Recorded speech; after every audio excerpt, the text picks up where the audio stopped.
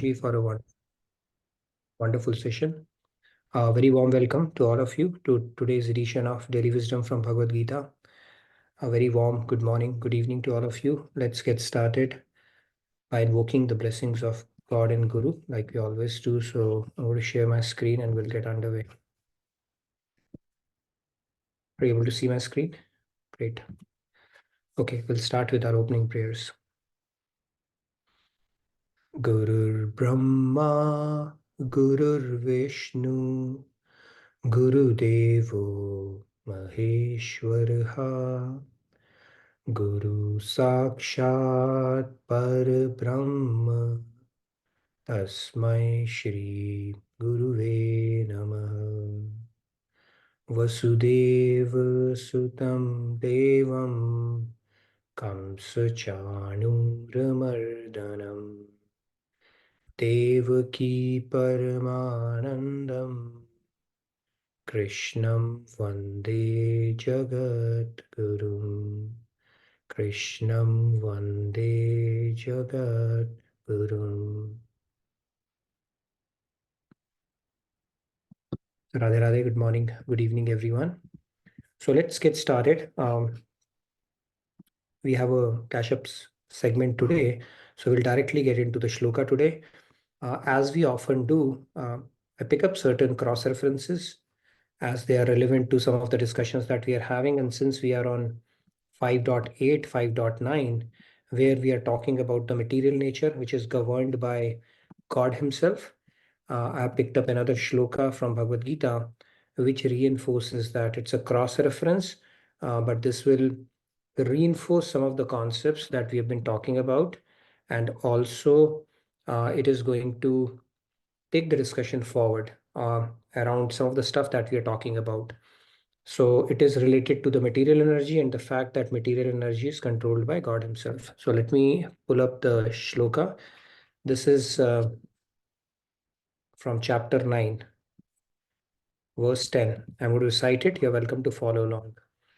So for those of you who are joining probably for the first time or after a break, we are not jumping the gun here. I'm just picking up a cross-reference in relation with the shloka 5.8, 5.9 that we had been doing. So I'm going to recite it and you're welcome to follow along. Mayadhyakshena prakriti suyate sacharacharam hetunanena kanteya jagat viparivartate. Let's take 3 hands and then we'll get started. Radhe Radhe Shyamji, please go ahead. Radhe Radhe Shyamji. Radhe Radhe. Maya dhyakshen prakriti suyate sacharacharam hetu nanen kaunteya jagat viparvartate. Radhe Radhe. Radhe Radhe. Thank you, Shyamji. All right, who's next? Rahul? Radhe Radhe Riya ji, please go ahead. Radhe Radhe Riya ji. Radhe Radhe. Mayadhyakshena prakritihi सूयते सचराचरम् हेतुनानेन कौन्तेय जगत् विपरिवर्तते. Very nice, thank you. Riya. I think your Sabzi Wala also enjoyed your recitation. Could hear him in the background. All right, let's take one more hand. Radhe Radhe Sandhya ji, please go ahead. Radhe Radhe. Radhe Radhe. मयाध्यक्षेण प्रकृतिः सूयते सचराचरं हेतुनानेन कान्तेय जगत् विपरिवर्तते. Thank you, Sandhya. We'll make an exception. We'll take one more hand. Chandruji, I see her hand after a long time. So let's take her as well. Chandruji, please go ahead. That's the last one. Radhe Radhe. Radhe Radhe.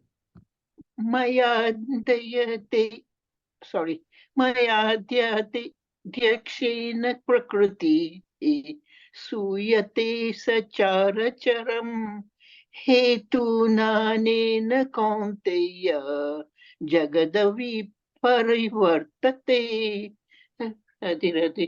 Radhe Radhe. Thank you, Chandruji. So let's get started. In this shloka, Lord Krishna is saying, working under my direction, This material energy brings into being all animate and inanimate forms. O son of Kunti, for this reason, the material world undergoes the change of creation, maintenance, and dissolution. So let's understand all the animate and inanimate forms. He basically brings them into being. So if you look at our body as well, it is jad. It is jad, right? But then if you look at how the bodily functions are happening, all by itself, he's governing that. It's like a president of a country who sanctions something, and then the different functions or administrative functions, they are performed by different departments, but it is all sanctioned by the president himself. Similarly, this material energy is governed by God. Okay, and that is how it continues to do its work, even then we are not aware of it. Let's continue this discussion and take a few examples around it. Like I was talking the other day, here's our body, right? So it's a miracle, actually, if you think about it. So many things that we take for granted. It's a, if you think deeply about it, even the way a small existence comes into being, right? From a small seed with an imprint and then a full-blown body. If you deeply think about it, even they say, right, in the science and the philosophy will compel you to believe in God. It cannot be something all by itself happening, right? So here's a body. So even when we are sleeping, the amount of work that our body does is equal to, I was telling you that it is equal to about 40 factories worth of work. That much work is happening quietly inside our body, which we are not even aware of, which is very well under the control itself. And then, and if you produce the sound of these factories, it will go a few miles away. Now, when we feel we have control on moving our hands, legs, speaking, breathing, etc. Yeah, fair enough, because we think we have control over that. But even their control can be lost. How? Because there are diseases like Parkinson, paralysis, Ondine's curse, etc., where movement of body parts, and for that matter, even breathing, which we think is within our control, is not in our control anymore. So you think you want to lift your hand and you cannot at that moment, right? That is the material energy. Why it happens, we are not getting into that, right? Neurological disorders can happen and stuff like that. But the point is, just because it gives us a sense of control does not mean we have the sense of control. It is being regulated by a certain energy, and that is under the control of God himself. That is the Prakriti. It sets into motion and it does its job perfectly. Now, if the disorders can happen, that is a different thing, but then these things can tell us that this is beyond our control. We can even lose the sense of breathing as well, okay, which seems to be pretty automated at this point. Now let's move on. I will talk a little bit about what is this beer doing here. Now, Karam Yoga, back to Karam Yoga, right? People in Karam Yoga, they have that consciousness, they understand that part, right? Now, right now we are in a conditioned state, so I'll tell you a story about. Now there are two friends. Okay, the beer came in a little early. I think that's what happens when your animation is a little, so beer comes, the two friends, they are walking in a forest, and one of the friends, it starts running. So the other friend says there is no point because you can't outrun a bear.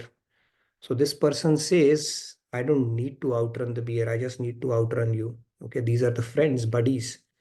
So you see how when our self-interest is challenged, everything else takes a backseat. Okay, that is how we operate. So there's another story Swamiji talks about, when the French Revolution was happening, there was a guy with a hat business, right? So he used to sell hats. So at that time, the royalty was put to the chopping, so guillotine, what do you call that, right? So their heads were being chopped. So this guy was found in a pensive, sad mood one day, and somebody asked, what are you worried about? Is it because the royalty is being killed? He said, no, I'm worried about my hat business because people are losing head. Who are going to buy my hat? Okay, that is how our self-interest works. And then for that matter, this is another one. You see this couple lying, sitting,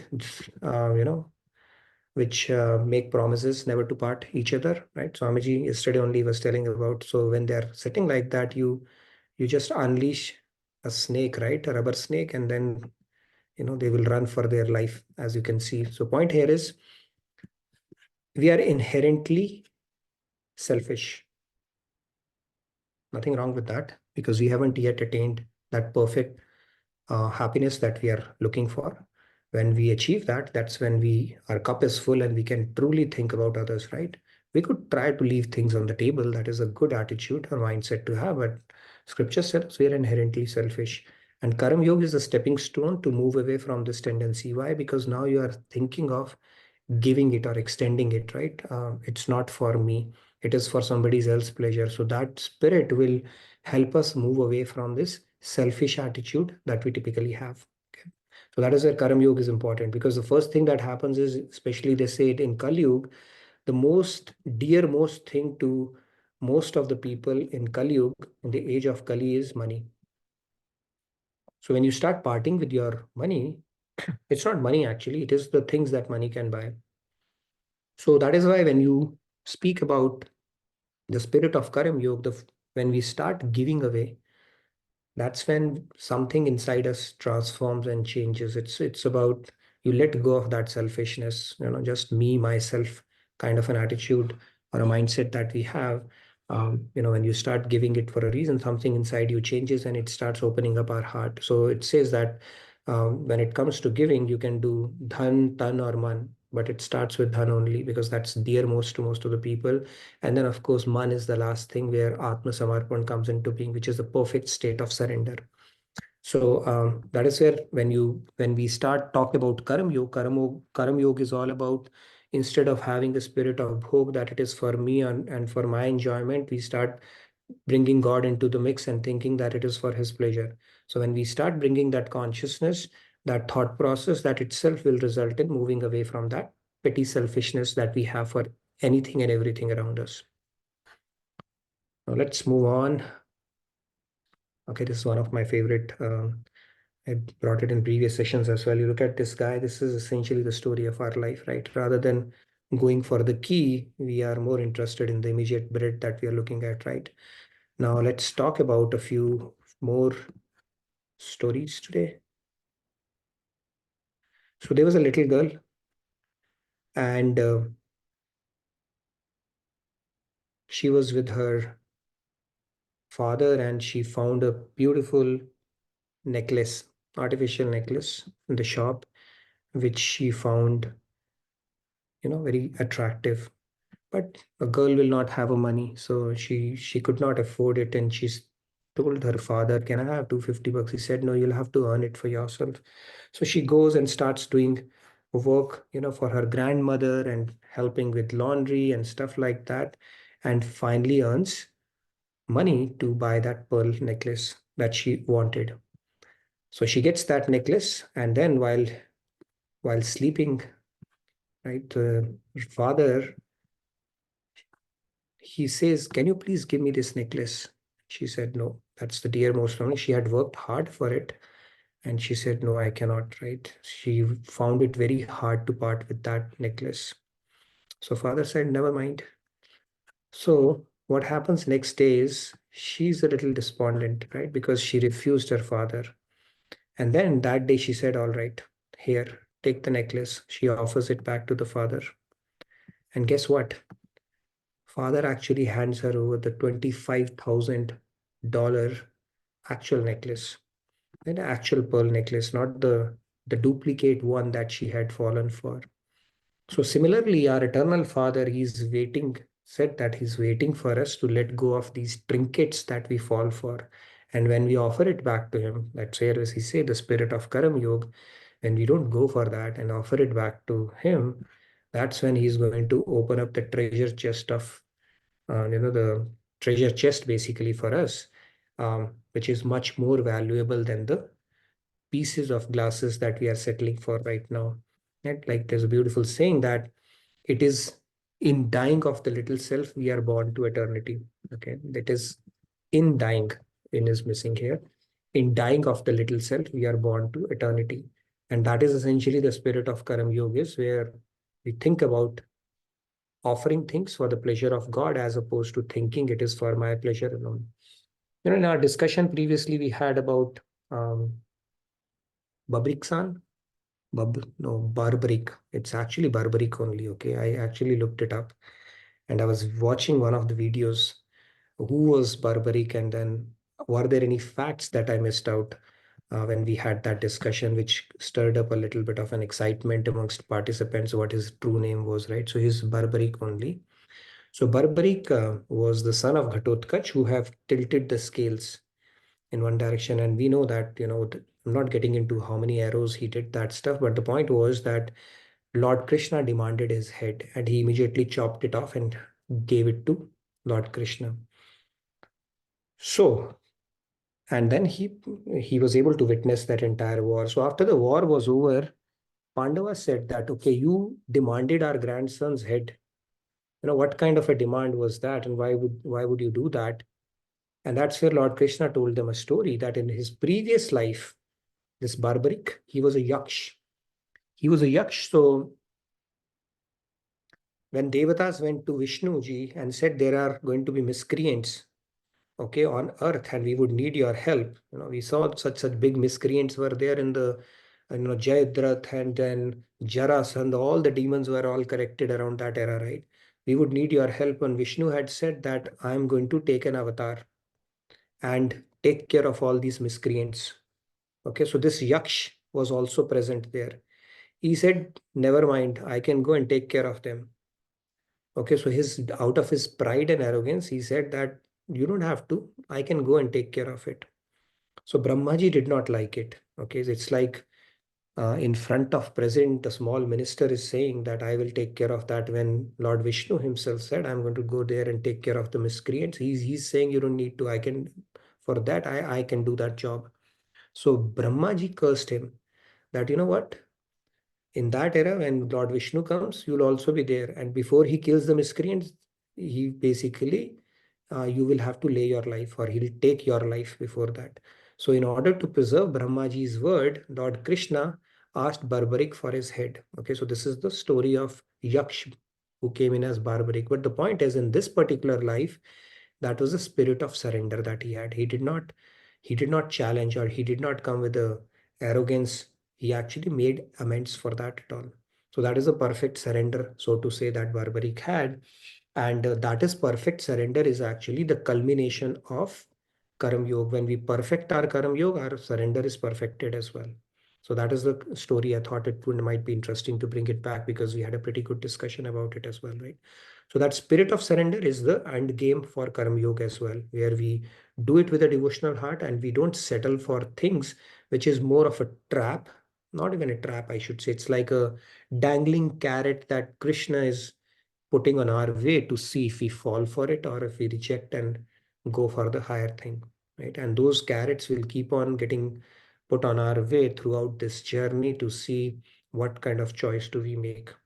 And there's in Krishna serial that lady comes, right, who puts basically offers Krishna some fruit, and then in return he gives her some jewels. But there's a beautiful song in that serial where he says that soch samajh ke sauda kijiye ye nand ka lal bada vyapari. So God is a big merchant. He's always looking to trade off things. Okay, are you going to settle for this? Are you going to settle for that? And they are like at different levels. He'll keep on testing us. And if you think about it, most of the people would fall for bhakti itself. Bhakti has a lot of levels of enjoyment and pleasure if you think about it. All the way up to Brahmalok, Satyalok. So bhakti itself can be intoxicating, right? Power, money, and fame. And then bigger than that is mukti, of course, right? But when we reject both of them, that's when we get the topmost prize of God. So that is where, so I think that probably puts into perspective why Karam Yoga, how important Karam Yoga is, because it helps us build the spirit of not going for bhog, but for yoga. Also not going for trinkets, but for the real treasure. And then how do we develop a spirit of surrender? That is also something that you will keep on perfecting, and moving away from the auto script of, the default mode is to seek our pleasure, right? But that proportion will start diminishing as we continue to progress in the path of Karam Yoga. The key thing out of this shloka was that this material nature is perfectly under Lord's control. And people who perfect Karam Yoga, they start appreciating that fact that I'm not the doer. Okay, it is God's energy which is at play when it comes to the material energy. So they do still do the things for the sustenance of their body, but they don't have that sense of doership around that. They do understand that the gross aspect, gross body part of it is completely controlled by God. And when it comes to the sense of doership, I think we have already spoken about that concept, where the things that we end up doing, it is enabled through God's energy. And the right spirit is to look at it this way. Anything good gets accomplished, we attribute it back to God because of your inspiration, because of your energy. It has been my privilege to be your instrument in getting this done. And when something bad happens, then you take it on yourself that because I'm yet not perfect and I'm yet not surrendered. Anything that has happened is probably because my free will was not completely aligned with yours. And that is how we keep on progressing on this path. But as we continue to deepen our devotion, we start having this appreciation of not doership, this whole gross element. We start dissociating with it and start understanding, you break that synapses between your gross body and your subtle existence that is there. You don't break it, but you start appreciating the difference between the two, which is kind of um, not so easily perceptible at this point. So as we keep on deepening Karma Yoga, as we keep on deepening our devotion, this understanding, some of you might already be there who do understand that I am something more than this gross body, right? And at least that perception, that feeling, it could be fleeting or more perpetual. But this would start happening as we continue to progress in our devotion and Karma Yoga. So with that said, any questions before we move to our next segment? I know we're going to get more time for that next segment. That's why I did not put our Soul Soup segment as well today. Any questions on what we have spoken about today? Material energy being under the complete governance of God, the doership concept, the inherently selfish aspect, how we can do away with, and the fact that how we can let go of the trinkets and go for the real treasure. Any questions? Yeah, I think Sandhya ji has raised. Sandhya, go ahead. Radhe Radhe. Radhe Radhe. Yeah, Radhe Radhe. I had a thought regarding the doership concept. So I see it's like a two-step thing. So first step is the provision of energy from God, and the second step is utilization of that energy. And the default route is the energy comes and it results in something good. However, at the point of second step, if we interfere with our free will wrongly, then we can actually lead it to an off pathway result, which is a bad result. So that just makes it super clear in my head that if good happens, it has to be attributed to God because that is the default for that energy. However, if we interfere in our weird ways, that's when we can actually take it off track to something which can make it bad. So yeah, I just wanted to share this. That makes sense to me. There's a filter in between, right? If that filter Yeah. is completely aligned with God's will, then you end up becoming an instrument. And if that filter is not completely aligned with God's will, then it will add its own color to it, right? That is where our free will comes, which is not perfectly united with God's will at the time.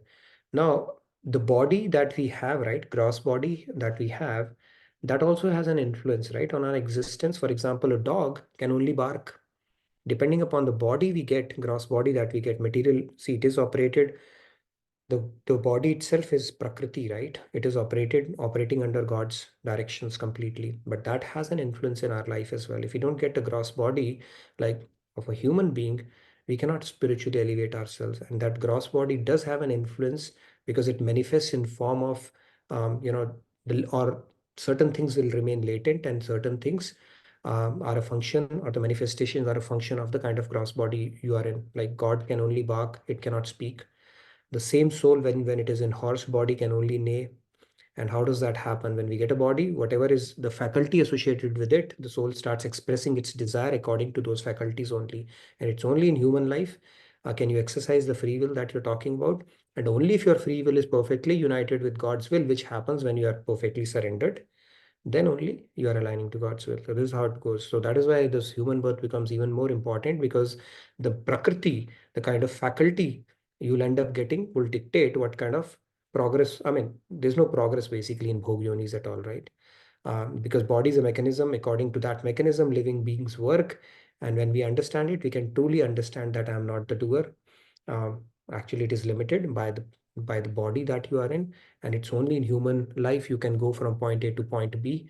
When it comes to making a spiritual progress, rest all you can only bear that bhog yoni, and then you have to hopefully hope that in one of the lifetimes you get back human body again. So that's how it goes.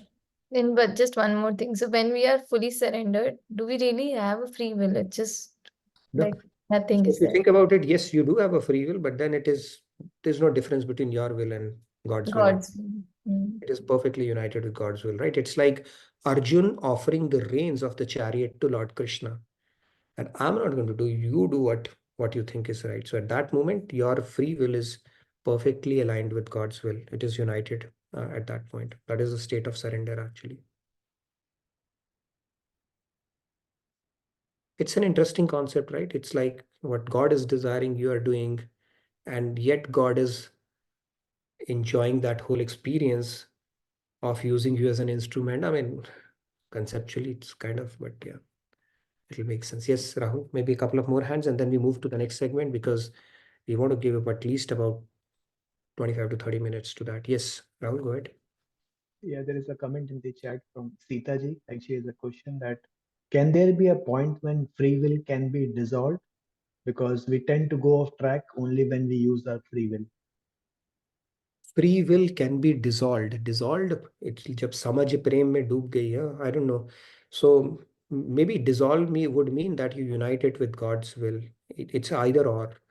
Either your proportion of free will remain there, where you're using it as per your own um, intellect, right? But then as you perfect your surrender, God starts taking control over it. Basically, your free will is same as God's will at that point. Right? So Yeah. that's when it probably gets dissolved, when you perfect your surrender. Otherwise, you do have a proportion of your own thing there. Yeah, we have 4 hands raised. So can we take like 1 or 2, or we want to You can switch to take cash? two, you can do any, mini, miny, mo, 2 hands will take, okay? Or maybe 3. Let's see. We still have a bit of time here. Yeah, Radhe Radhe Manoranjan ji. Radhe Radhe Manoranjan ji. Kabir ji's doha is Yeah, coming Radhe Radhe. with a strong feeling. Yes, please go ahead. Yeah, Radhe Radhe. Radhe Radhe. Actually, I have a question. The Soka Vishay Sayate Satrachara. So it speaks about the animate and inanimate. Mm-hmm. So could you elaborate on that little bit? That means what is the concept of animate and inanimate? Animate and inanimate, I think that is like Jad and Chetan, I would say, the living and non-living beings. For example, stone, right? That is also Prakriti. And then living beings like us, which also use the gross material, right? So we are animate, and then stone, rock, soil, air, wind, all that stuff is inanimate. But then it is still governed by God's energy, right? So think about it. Even a non-living thing is consisting of atoms and molecules and subatomic particles. And in those subatomic particles, if the energy of God is not there, right? We've seen neutron, protons, or whatever, quarks, or that axis spin and all that stuff. So if the tilt of those subatomic matter changes, or the velocity changes or anything, it'll all become plasma. So it's God's energy which is sustaining it, even a solid state, liquid state, or gaseous state for that matter. Right? At a subatomic level, it's a God particle which is sustaining its existence as well. I think this is how I understand it. And living beings, anyway, we know, right? Is our Atma is permeated by God Himself. There's absolutely nothing where God is not there. Right? He said, Isha Vasyam Sarvamidam. Everything is permeated by him. And that is why he's called Ananyor Nyan Mahato Mahan. He's smaller than the smallest and bigger than the biggest. So there's absolutely nothing where God is not there. Right. So and that includes Jad Sthavar Jangam, Jad Chetan Sthavar Jangam. Basically living, non-living, static, moving, anything that you take, everything is permeated by God. So animate, inanimate would be living, non-living in that sense, I would imagine. Okay, maybe one more hand. Samiran, you are maybe one more face rather. and then we move. Yeah. Radhe Radhe Samiranji. Radhe Radhe Natunji, Radhe Radhe everyone.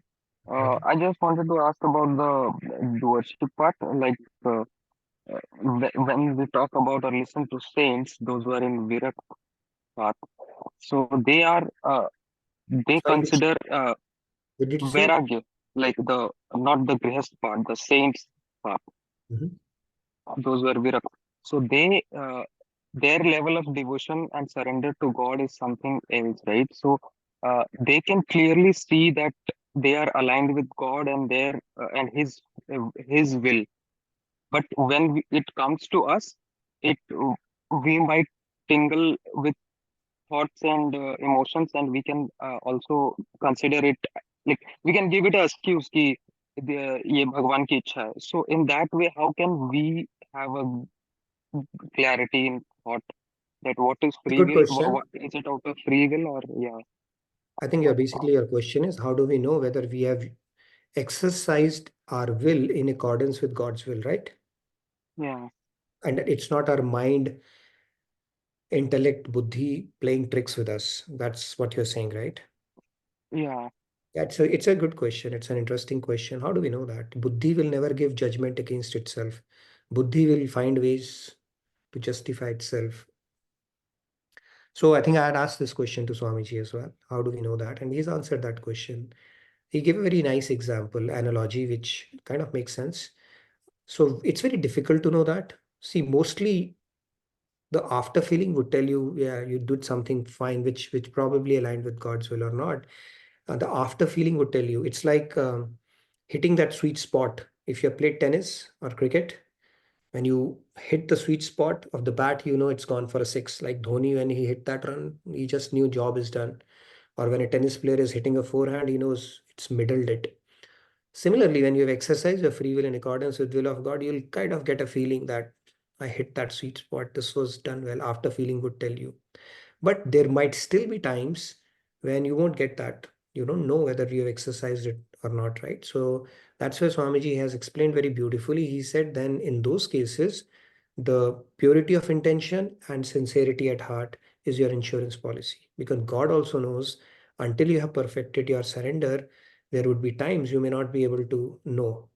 So your purity of intention is your insurance policy in that case. That's all you can do. There's no other way. And yeah. then So in that sense, we should cut you a bit of a exercise. slack in there. Yeah.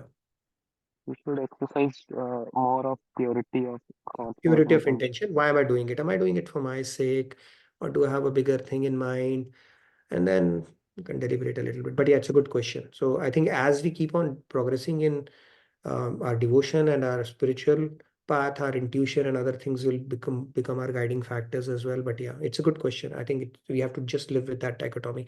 So Golabji and Chandruji, please hold on. Archanaji as well. Let's have the next segment because we want to give it sufficient amount of time, the spiritual cash up, and then we will get back to your questions as well. So please hold on to your questions. We can revisit that. So over to you, Cash, for your segment. I'm going to stop share now.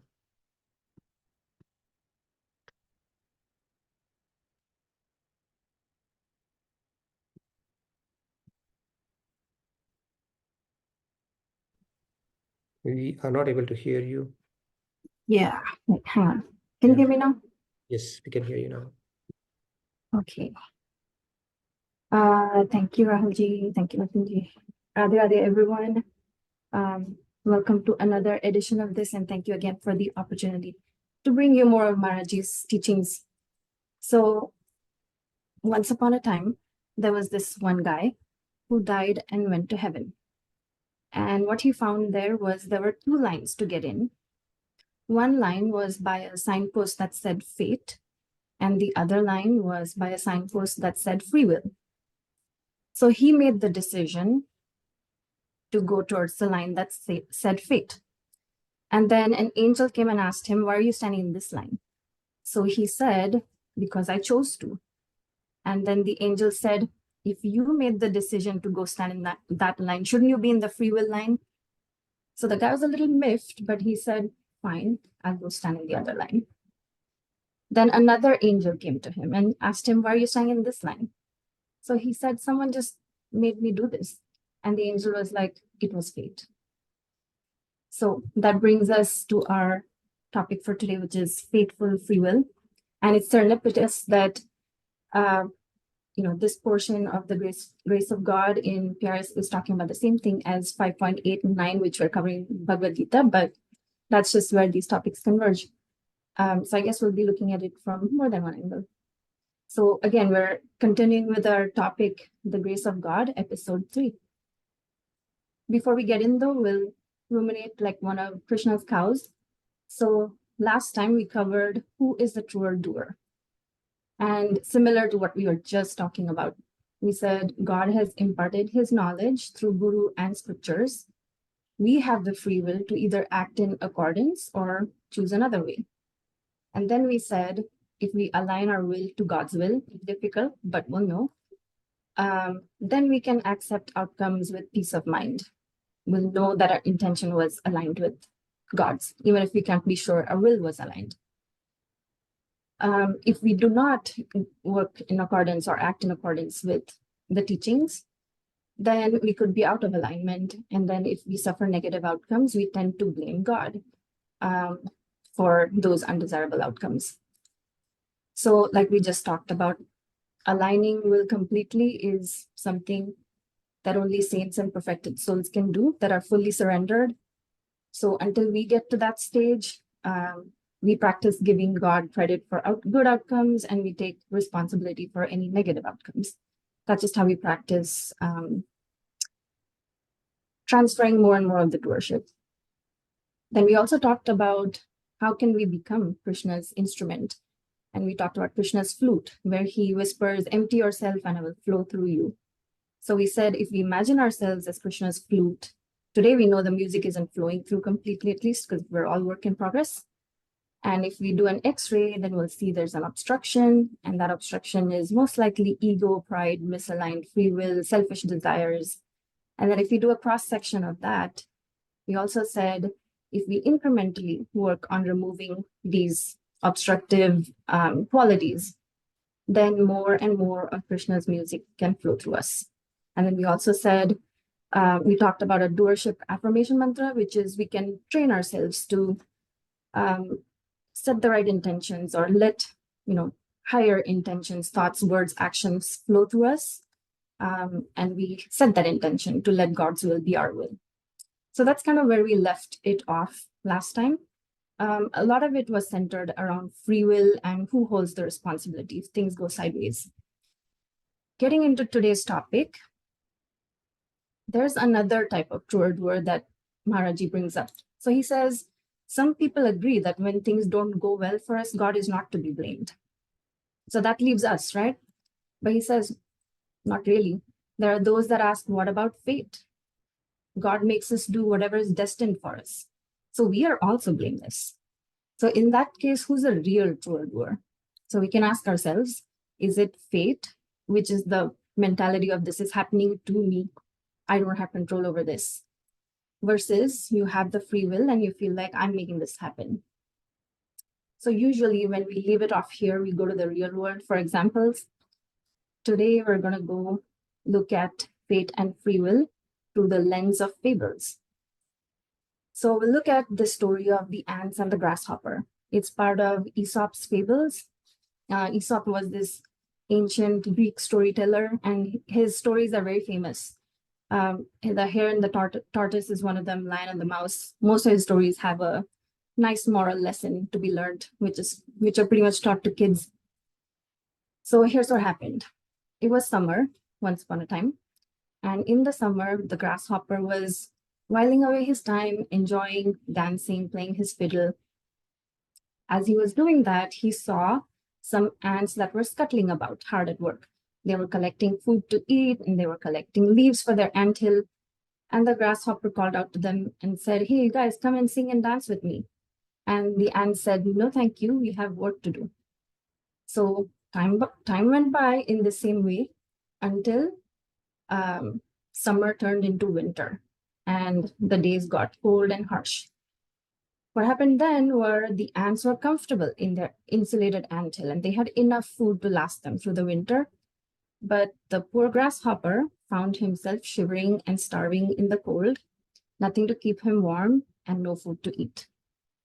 So I doubt Aesop ever thought that this story would be talked about in the context of fate and free will, but here we go. So let's dissect this a little bit. What happened in the summer? You had our protagonists, the grasshopper, and you had the ants, and each of them had the free will and two choices they could make. Each of them could pass away their time dancing, singing, not really planning for the future, or they could plan for the future and collect food and, take care of themselves for the days to come. They made different choices. So what did the grasshopper do? He exercises free will, but he chose to while away his time. On the other hand, the ants also exercised their free will, but they chose to prepare for winter. And they had very different outcomes because of this. When winter came along, the ants were very comfortable. They had warmth, they had food, so their choice worked out well for them. The grasshopper, on the other hand, was still chilling out, but in the worst way possible. So there's a lesson here from the Hitopadesh, verse 31. It says, Purva Janma Kritam Karma Tat Daivam Iti Kathyate. What this means is Purva Janma is previous lifetime. Daivam is fate. So what it's telling us is the consequences of actions performed with free will in past lives are called fate in present life. And corollary to that, in this way, whatever action is performed with free will in the present life will be called fate in the future, because what we do today has consequences for the future. So just a reflection on a typical perspective we have on fate usually, right, is we find ourselves in not so good conditions, and the first thing we think is, woe is me, like the grasshopper must have thought. The ants are so blessed. They have everything while I'm sitting here suffering. Life's so unfair.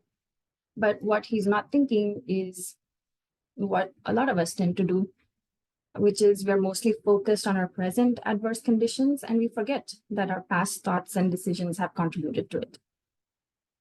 So whatever we get in life, we have to remember is a consequence of both our destiny, which was effort from the past, and present effort. And this is a very interesting combination, which kind of makes a whole construct of karma. So let's look at that a little bit in detail. So fair warning, there's a lot to unpack on this slide, and you'll see why. So let's say we have all these countless past lives since eternity, right?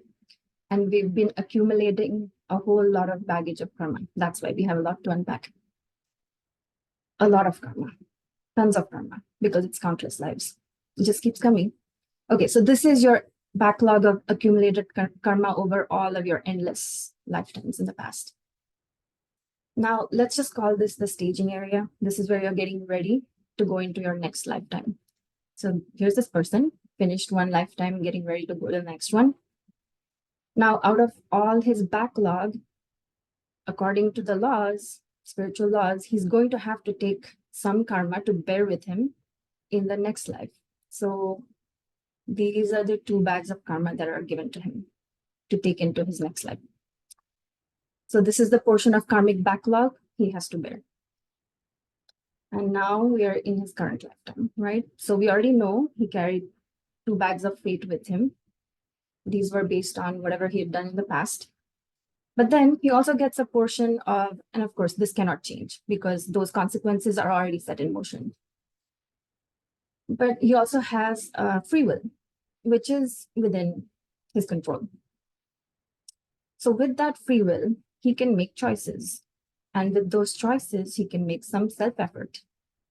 But what will happen with that self-effort is the moment you do something, think something, act on it, you're building more karma. So you're creating new karma. And of course, we have a whole new bag for that, where we can pack it. And then depending on what kind of karma we're doing, we're collecting good, bad, good, bad. So as we're filling up our new suitcase with all of that, the cycle of karma continues, right? And all of these karmas have names, so let's look at them too. So this whole backlog of countless lifetime karma is your sanchit karma. That's the entirety, infinite karma. What you're carrying into your lifetime is the prarabdha. So it's You get to take it with you and it stays with you in your lifetime. The self-effort is called Purusharth. That's what you're doing based on what you're deciding in this lifetime.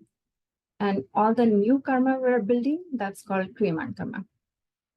So that within this construct, anything and everything that we have in control today, whatever little bit of control we have, is within this box, right?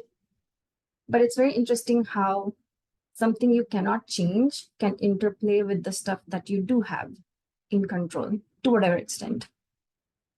So we can explain that a little bit with a couple of analogies. This one is repeatedly provided in spirituality to explain the concept of free will, which is not entirely free. It comes with constraints and it comes with limits.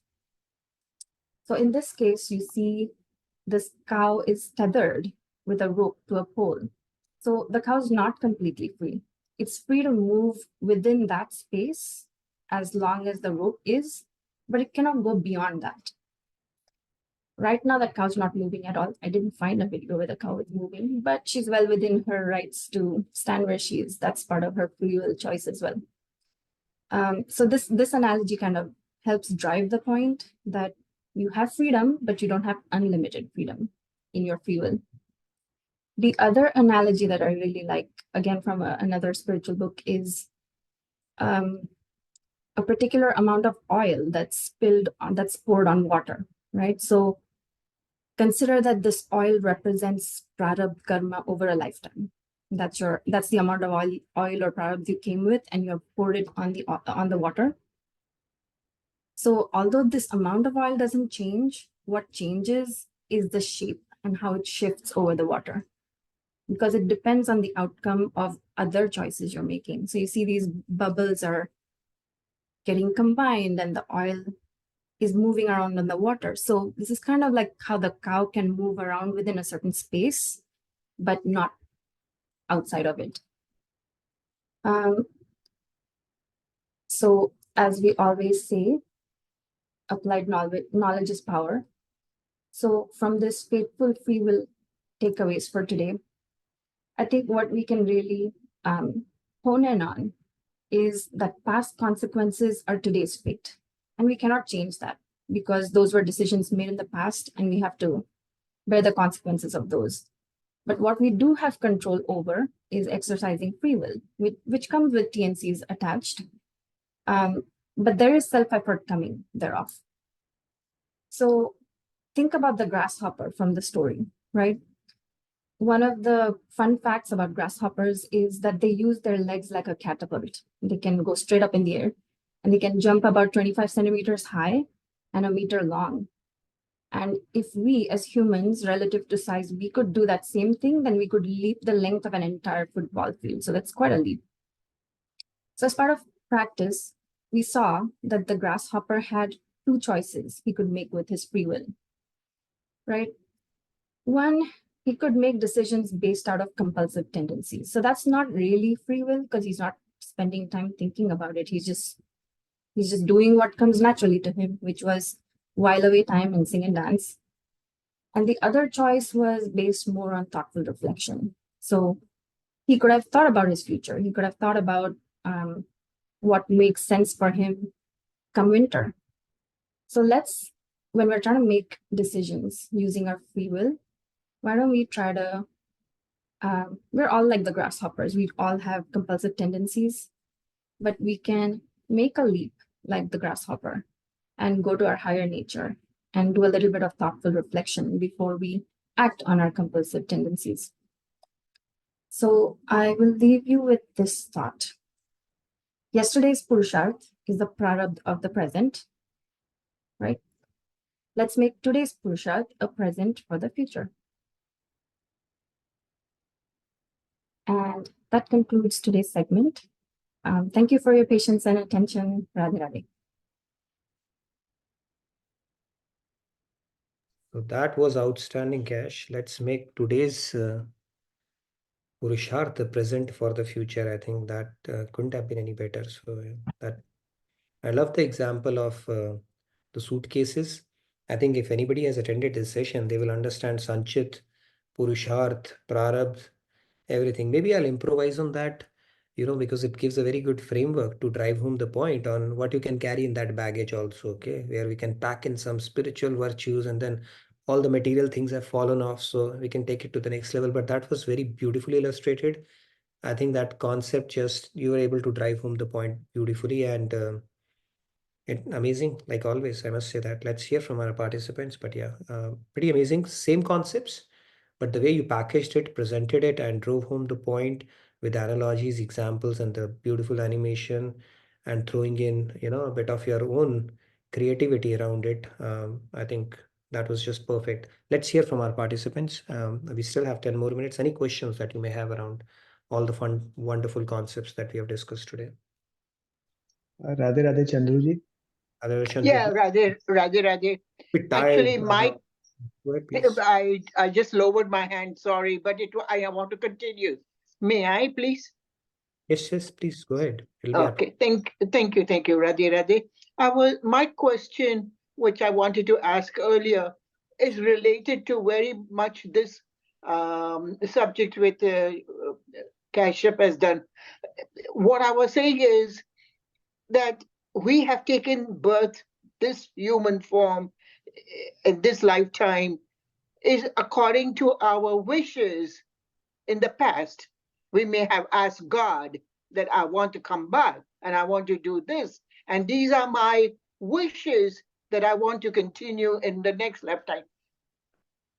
So what we do with according to our free will is exactly to the decisions that we want to take, what we want to complete in this lifetime, what we really did not fulfill in the last lifetime, we're trying to do in this lifetime with our free will. What's the question? The question I'm saying is, the free will sometimes does not work. It hardly works. Not sometimes, it hardly works, I would say. Right. But so that is why this, what I was saying is, if the free will does not work, why are we feeling guilty when things don't go right? We do not know that it'll go right or not. What's the question, Chandruji? No question. Okay. No, I think it's a fair point. Free will. Just a thought. It's a valid point. So, yes, in God, like an indulgent father, he keeps on giving us opportunities, especially when we don't, we are not intellectually convinced that there is no happiness in this world. It's like, only if I had this, only if it had turned out this way, all those desires. God, like an indulgent father, would say, all right, be my guest, I'll give you another opportunity. Having said that, that doesn't mean we will get a back-to-back human birth, because he does not give us what all that we desire, but what we deserve. So first we have to go through all the other cycle and then get our human birth back. But yes, to your point, all the sanskars wherein we thought that only if this had happened, he will give us multiple opportunities around that, and that is where we are not exercising our free will in a manner that is helpful to us. And only when we start purifying ourselves will our free will start getting aligned to God's will, or asking for things which are beneficial and not necessarily pleasurable. But yeah, valid point. Our free will is the cause for our downfall, because it is not yet perfected and we are not yet purified, and we are still going for material happiness and not so much for the spiritual, on the spiritual side. Yes, Sanjay, you wanted to add? Let's take the remaining hands as well. But yeah, good points, Chandruji. Please fill out the feedback tracker on today's presentations. I would love to hear feedback on that. What is working well, and especially if you liked something, do fill it out on the feedback tracker. And yes, let's take the remaining hands before we move to our devotional segment. Go ahead, Sandhya. Yeah, the concluding line was my favorite. Let's make today's Purusharth a present for the future. So loved it. Thank you. There are some similar lines shared by Ravi ji related to what you presented, Kashti. Past is fate, present is free will. So use your free will and create your destiny. I also wanted to mention that I love this fable, the story of ants. And I mean, that was a very simple clear-cut way of explaining the free will and fate concept. It was a beautiful statement for sure, yeah. Yeah, and just one point from my perspective, like it is important to understand this concept to be kept at the back of our head. But like our focus, as far as I understand, and please correct me, should only be on our free will or efforts part, because we also understand that being part of the God, we have infinite potential. So there's nothing that we cannot achieve if we put all our efforts towards it. So many times bringing the fate into the picture can actually make us feel like, okay, I think I've done enough and I don't need to do more than this. So I just wanted to put this point across. Yeah. Like Yeah. grasshopper and ants, they say life is a preparation and death is an examination. So our summer period is going on right now, and winter is going to hit pretty quickly, or it's going to hit everyone, right? That is the examination time. So at that time, when we open up our report card, it's better have some good grades there. So yes, let's hear from Pratusha. Go ahead, Pratusha. Radhe Radhe everyone, Radhe Radhe sir. So I just wanted to share some thoughts while I was going through the cash cheese presentation. Loved it. Thank you so much for that. So yeah, so regarding that baggage thing. So what if we don't have, again and again that birth is not there, okay, in that terms. So if it is not there, that means everything that we did, we have to, get the outcome, right? The only thing is, because we have this memory problem, because we keep dying, because the body keeps dying, the mind, everything gets shut off for some time. We are forgetful and we are asking, why is this happening? But actually, it has to, because it's a part of purification process. And the nature of the 5 elements and stuff is that it will disintegrate. So it is like the lifetime that we are given is because we keep consuming water and all of that, and we are just eliminating it. So the life is actually a blessing if you really think about that, and the duration also. That is one thing. Then I was just thinking about the surrender aspect also. That really, whenever we are identified with mind, intellect, and on those terms, and doing all these karmas that we are doing, we are really the best way to surrender is to understand that we really don't know what we are doing. If we know, if we think as a mind that, oh yeah, we know, then we are in trouble. So only God knows, and we keep telling, and we are depending on material things for our happiness. So we have to train our minds that no, happiness is not here, happiness is not here. Just like how we train happiness here, in that terms. So these thoughts just came, so I thought I'll share. Thank you, Pratusha. Always good insights you generate. So thank you so much for that. Prakash ji, Thank you, sir. please. Radhe Radhe, thank you. We have a couple of minutes. Maybe we'll have to. Yes, Prakash ji. Radhe Radhe. Thanks again. Speechless presentation, Cash ji. After listening to your session, no questions, only cash fables. It remains in mind. So the kind of analogies you bring into the table, it's really, convinces our intellect. And we will not have any more questions on that particular topic. That's what I could actually see. So the conviction, enthusiasm is that's the only thing I can say about these classes. Thank you so much for helping to convince our intellect. Thank you, Prakash ji. Shri Ramya, you wanted to add something? Behan, one thing, Behan, that's an inseparable part of Bhagavad Gita now. So keep it up. Yes, Shri Ramya, go ahead, please. Radhe Radhe. One thing I wanted to tell is it was a very awesome session. And just like free will, free time is also dangerous. Like how Maharaji told, if you have free time and you tend to get attached to the world instead of tending to get attached spiritually, that is even more dangerous. So subconsciously, I always fill myself with some or the other work. In that way, I feel Karam, be it Karam Yoga, not at least Karam, it's still better than the free time, because I know that for me, empty mind is like a devil's workshop. And in those aspects, Seva helps a lot when we are filled with work. So free time also needs to be utilized carefully, like free will. That was my thought. Thank you, Shriramya. Very Hi. nice. We have 5 Radhe. minutes. Thank you, Radhe Radhe. So we can go to our devotional segment. Then I'll look forward to your notes on the feedback tracker because we want to spend 5 minutes on our devotional segment as well, which is the last segment. So let's pull it up. Manoranjan ji, you had real quick, maybe a few seconds if you wanted to add something. Actually, this is a very vast topic, so cannot be added in a few topics. So I'll do it next time. Sure. Thank you. Yeah, let's do that or put it in the feedback tracker. We'll bring it up. Anyway, we're going to have next session on Sunday evening. So yes, let's go then to our devotional segment. Any announcements, quick announcements you wanted to make? We'll take 3 hands again today. So we've taken it upon ourselves to end it at 10:05 and we are doing a pretty good job at that. So let's take 3 hands and get this going as well. Starting with Yeah, Radhe Radhe, Dinesh ji. Go ahead, please.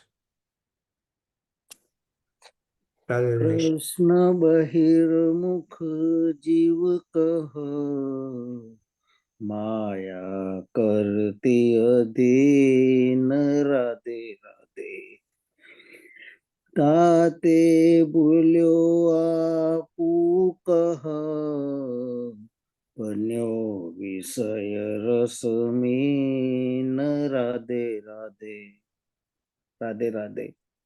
Very nice. Thank you, Dinesh. Radhe Radhe. Who's next? Swati ji, go ahead. Yeah, Radhe Radhe, Swati ji. Yeah, Radhe Radhe. Krishna बहिर्मुख जीव कह माया करित अधीन राधे राधे ताते भूल्यो आपु कह बन्यो विषय रसमीन Radhe Radhe. The individual soul has turned away from the Supreme Lord since life immemorial. Hence, Maya has overpowered it. As a consequence, having forgotten its original self, the Jiva is identifying itself with the body and has become attached to the material objects. Thank you, Radhe Radhe. Beautiful. Thank you, Swati ji. Thank you. It's coincidental, right? Some of the teachings, they coincide with what we are discussing in the class as well. Very nice. One more hand for the day. I would have preferred a face. Yeah. So go ahead, Shriramya. We'll see. Radhe Radhe, 4 Shriramya. minutes. Okay, ready? So do it quickly. Okay. Krishna Bahirmukha Jiva Kaha. Krishna Bahirmukha Jiva Kaha Kaha Maya Karati Adhina Radhe Radhe Tate Bhulyo Apu Kaha Banyo Vishaya Rasa Meena Radhe Radhe. Thank you. Swadrut and Shriramya, very nice. Awesome job. Maybe we can take one more hand. Riya, go ahead. Golab ji. Yours. I think Golab ji, maybe new hand we can take. Yeah, Radhe Radhe, Golab ji does very quickly, then maybe Riya ji. Yeah, go ahead, please. Radhe Radhe, Radhe Radhe everyone. Krishna bahirmukh jeev kaho Maya karti adheen Radhe Radhe Tate bhulo apu kaho Varla visaya rasa Radhe Radhe. Very nice, thank you, Golab ji.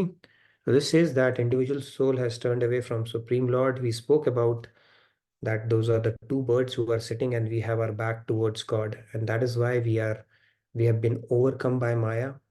And when we turn our back, take a U-turn, then the purpose is solved at that point. And because of that, we have forgotten our original self and we are identifying with the body, which is the first and fundamental mistake that we have made. And that has a compounding effect because then we start seeking things related to this material body and not so much for the soul. So in 24 hours, it would be a good introspective activity to look at how much time do we spend for our body mind and senses, and how much time do we spend for our soul. Maharaj Ji has given a very hard-hitting lecture on that. That itself will tell us, how much fine-tuning is still needed, calibration is still needed for us to correct this equation that we have gotten all wrong to begin with. Priyaji, you'll get the first preference in the next one. I want to end it on time. 60 minutes over, but thank you again for your enthusiastic participation. And I look forward to seeing you in a couple of days' time. And thank you, Cash, for a wonderful presentation like always. So Radhe Radhe, good night, good day from my side. Stay blessed. Stay happy. Thank you, Radhe Radhe. Radhe And Radhe. for all the unanswered questions in the chat, please fill out the feedback tracker. Radhe Please Radhe. do. Yes. Thank you.